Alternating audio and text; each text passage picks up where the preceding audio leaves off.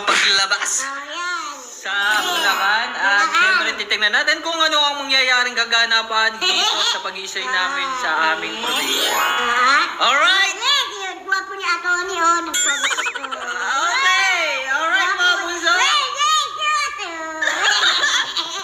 Thank you so much mga bunso. Sana nag-enjoy kayo sa mga pinagagawa namin video na nakaraan ng pinagagawang lokohan namin yung mahal. At sana don't forget to subscribe Mahal YouTube channel. Please don't forget. YouTube channel! Ano yun? Invite mo sila.